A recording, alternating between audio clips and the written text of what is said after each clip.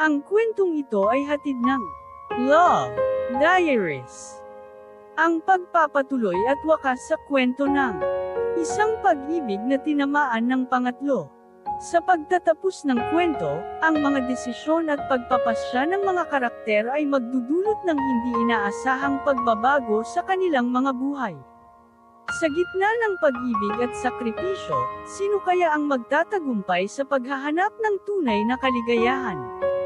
Sa huli, natutunan ni Mateo, Andrea, at Bianca na ang tunay na pagmamahal ay hindi lamang nakaugat sa damdamin kundi sa pagpapahalaga at pagbibigay ng pagkakataon sa isa't isa.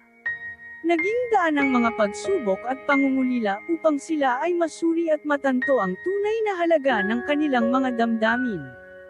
Sa kabila ng mga sakripisyo at pagkakamali, natutunan ng bawat isa na mahalaga ang pagtanggap, pagpapatawad, at pagmamahal sa sarili at sa kapwa. Sa dulo, ang pag-ibig ang nagwagi at nagdala ng pag-asa sa kanilang mga puso. At sa bayan na puno ng mga kwento ng pag-ibig at pakikipagsapalaran, ang kwento ni Mateo, Andrea, at Bianca ay maglilingkod bilang patnubay at inspirasyon sa mga pusong nagnanais tuklasin ang kahulugan ng tunay na pagmamahal. Sa pagtatapos ng kanilang paglalakbay, naway magpatuloy ang pag-usbong ng mga bagong kwento ng pag-ibig at pag-asa sa kanilang mga buhay. Sa paglipas ng panahon, nagtuloy-tuloy ang paglalakbay ng mga damdamin ng tatlong bida sa kwento. Nahulog si Mateo sa pagitan ng dalawang babae.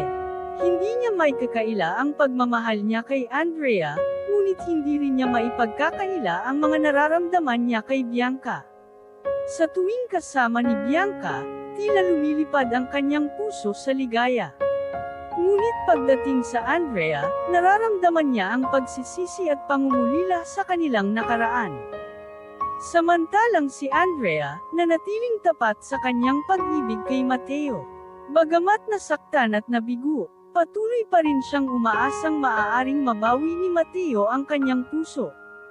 Ang kanyang pagmamahal ay matatag, at handa siyang maghintay kahit pa ilang taon ang dumaan.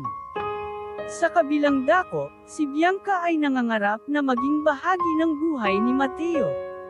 Ang kanyang pagmamahal ay nagbibigay sa kanya ng lakas upang labanan ang mga hadlang na nagsisilbing pader sa kanilang pagmamahalan.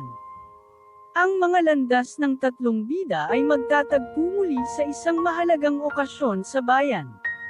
Sa harap ng mga tanong at pagsubok, kailangan nilang pumili, itutuloy ba nila ang kanilang pagmamahalan na puno ng kalungkutan at pag-aalinlangan, o hahayaan nilang malaman kung sino ang tunay na nagmamahal at karapat-dapat sa kanilang puso. Sa pagtatapos ng kwento, ang mga desisyon at pagpapasya ng mga karakter ay magdudulot ng hindi inaasahang pagbabago sa kanilang mga buhay. Sa gitna ng pag-ibig at sakripisyo, sino kaya ang magtatagumpay sa paghahanap ng tunay na kaligayahan?